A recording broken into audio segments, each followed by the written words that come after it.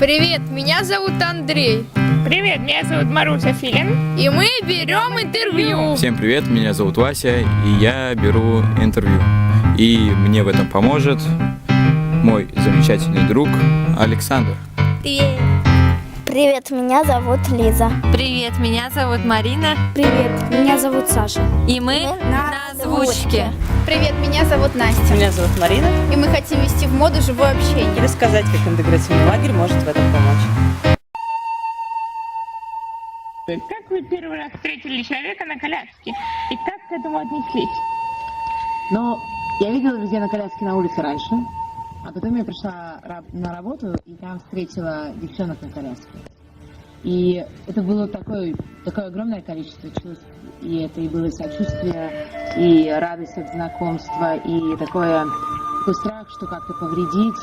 И поэтому я очень много у девчонок спрашивала, а как удобно, если разговаривать, подсаживать. Смогу ли я руку, например, на коляске положить? И потом это уже все стали друзьями моими. И уже не страшно ничего. А для чего вы используете социальные сети и что они для вас значат? Значит, они прежде всего то, что они отнимают очень много времени от меня. И не всегда мне это нравится. Я использую это для работы, и я использую это для общения. И так, если сам себе. Я не использую социальные сети только для игр. Меня раздражает игры социальные. Для вас важно живое общение? Живое общение, безусловно. Я даже не люблю разговаривать по телефону. Для меня живое общение — это вот что-то потрясающее, что происходит на туризме. Как появилась идея создать лагерь? Уехали в марте, моем общении было плохая погода. Мы с подругой и разговаривали про вас. Она говорит, слушай, Жень, давай лагерь замутим. Вот и вся идея. Как происходил набор участников и волонтеров? У нас было в этом году, мы сделали так, что рассказывали об этом лагере, была такая Google анкета. И каждый, кто хотел ехать, мог заполнить эту Google анкету. И так мы собрали. С какими трудностями вы столкнулись при создании интерактивного лагеря? И с такими трудностями, как во многих местах, нужно сделать дополнительные паузы, или найти какие-то дополнительные деньги. Но это все такие вещи, которые решаемы. Больше всего я переживала за то, чтобы люди собрались, чтобы нам сделать просто. А такие фактически какие-то вопросы, они все решили. Первый совет — это то, что это препятствие не делать. Потому что живое общение самое важное, а одновременно самое сложное. Второе, для живого общения очень важно слышать. Третье, для живого общения говорить я для общения. Четвертое, это для живого общения важно видеть другого человека, видеть какие-то его потребности. И для живого общения важно один и второй участник радости. Как-то так, может быть, что-то еще надо, но сейчас ты поймала меня совершенно резко здесь на улице. Да что ж мне потом делать? Можно вам пару вопросиков задать? Можно, только пару. А если тройку? Ну давайте, ладно, тройку, бонус. Для чего используют соцсети? Только для работы. Я не общаюсь в социальных сетях. Почему? А меня это раздражает. Так, ну ладно. Как общались в детстве, когда не было соцсетей? Весело. Весело? Да, ходили под окнами, орали, выходи. Зайти домой попить, это значит потом не выйти. Так, тогда можете дать 5 советов для живого общения? Для живого общения? Да. Вы хотите живого общения, да? Да. Хотите живого общения. Хорошо, 5 советов для живого общения. Как притянуть к себе человека? Посмотреть ему в глаза. Совет 1. Совет 2. Взять его за руку. Тоже очень хороший совет. Совет 3. Интересуйтесь человеком искренне. Совет 4. Помните, что перед вами просто человек, а не какой-то робот с набором нужных для вас эмоций. И совет 5. Наконец-то цените тех людей, которые находятся рядом с вами. Что вы делаете в свободное время? Я прибираюсь дома. Сижу в компьютере и Сижу, пою, читаю книгу, разговариваю с ребятами, играем в мафию, в карты. Много чего рисую, анимирую, смотрю сериалы. Я играю иногда, читаю книжки, гуляю, музыку слушаю. Залипаю ВКонтакте, читаю книги, бывает. слушаю музыку, хожу на концерт. Ну, как вам сказать? Обычно я играю в планшет. Планшет. Или общаюсь с кем-нибудь по контакту. Или смотрю мемы. Это главное, да. В свободное время я общаюсь. А какое общение вы предпочитаете? Живое или в соцсетях? Живое, конечно же. Ты видишь человека, ты видишь, как он сидит, как он на тебя смотрит, мимика его, и ты его лучше понимаешь, чем если ты его с ним будешь переписываться в ВКонтакте или в других сетях. Оба. Оба, да? Хорошо. Предпочитаю и то, и это. То есть у меня нет такого... Я ничему не отдаю такое предпочтение. Но мне как бы и то одинаково. Живое скорее. А почему живое? Ну, потому что иногда хочется человека потрогать. А в соцсетях этого, к сожалению, невозможно. Ну да, печально, да. И то, потому что у каждого есть свои плюсы и минусы. Но в живом общении я чувствую себя не так свободно, как в искусственном. Но в искусственном не всегда интересно базарить с пустым компьютером, который даже не понимает, что такое общение. Ладно. Так что я не могу выделить лучшее общение. Они у меня, можно сказать, конкурируют. А почему? Потому что ты видишь, какие люди. В соцсетях это можно понять. Что самое сложное в живом общении?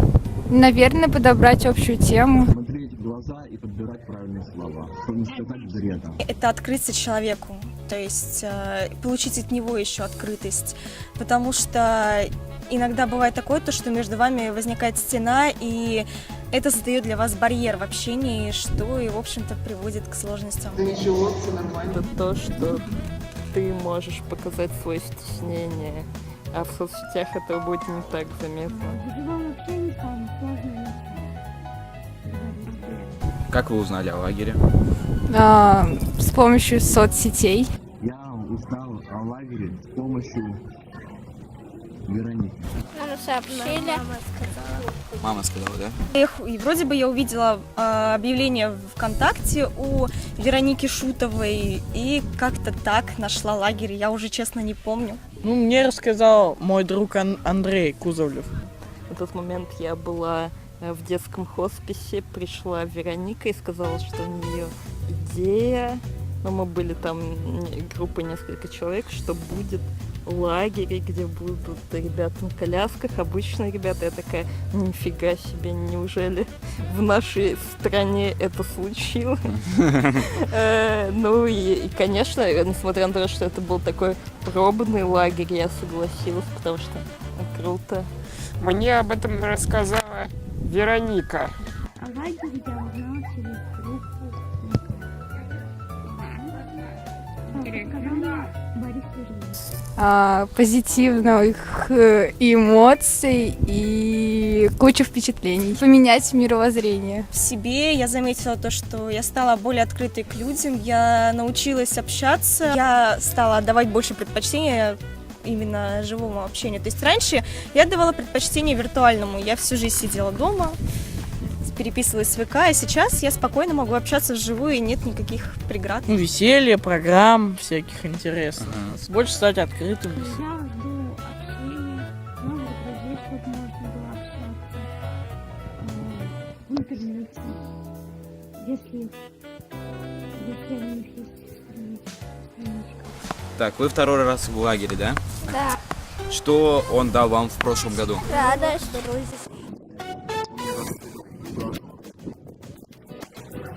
Потому что, если ты дома у себя, то тебе так неестественно. А здесь тебе пожалуйста, чтобы только говорить. Расширил мой круг общения.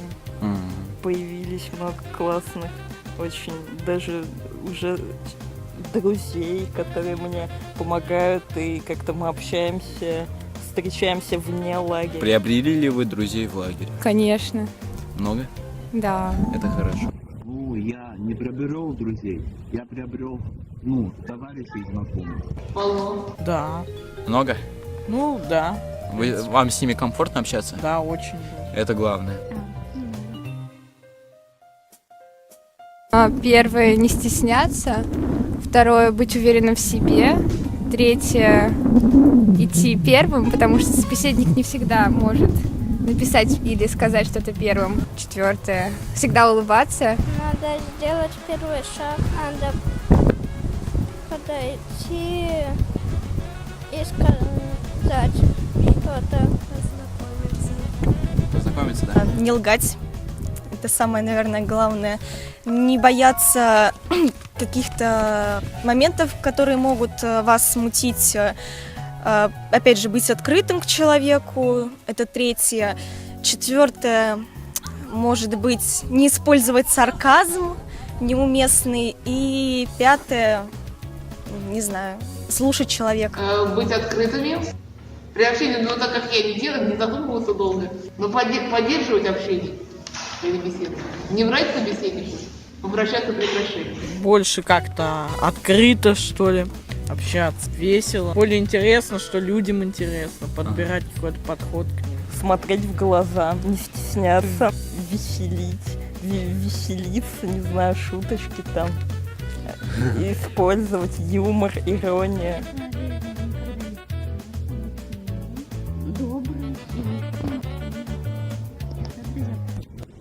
Читайте книги и не бойтесь смотреть в глаза. Искренний интерес, готовность слушать, а не только говорить, улыбка, поздороваться за руку, вообще там как-то друг друга потрогать. Дело все в том, что живое общение ничто не заменит. Ничто не заменит, потому что живое общение это главное, основа всего. Без него все эти в соцсетях общения, это все теряется на этом. Очень многое теряется. Живое общение это главное общение, конечно. Видеть человека, разговаривать с ним непосредственно. Совсем другое впечатление о человеке. Меня вдохновил вечер вместе в столовой, когда у нас был такой дружеский вечер, были официанты, мы так вместе общались, у каждого была своя именная карточка. Вот этот вечер мне очень так запомнился, когда все столы объединили, и мы были как такая большая семья. Это в прошлом году? Да. Машка, во-первых, запомнилась твоя игра мафии. Андрюхина, прочтение «Мороз и солнце, день чудесный». Теперь, когда будет морозный день, буду все время Андрюшку вспоминать. Его солнечное такое лицо улыбающееся. Вот. Что это запомнилось? Как Ольга вчера выступала с Ганочкой. Здесь здание вообще просто, да, такой дуэт. Можно уже гастроли, да? Да. По городам. Обязательно. Вот. И как мы с девчонками готовились к репетициям. Слушайте, да каждый день как-то вот вообще не повторяю. Каждый день Суд такой у нас эмоциональный прошел. Да. Проекты, сценки, все.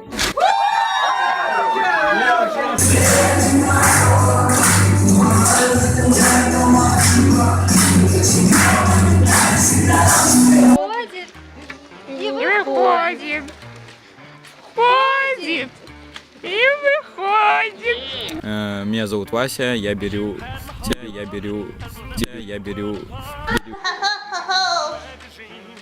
Так, можете задать пару вопросов?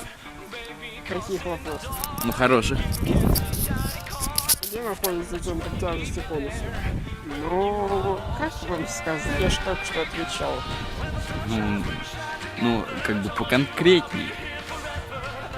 Более не понял.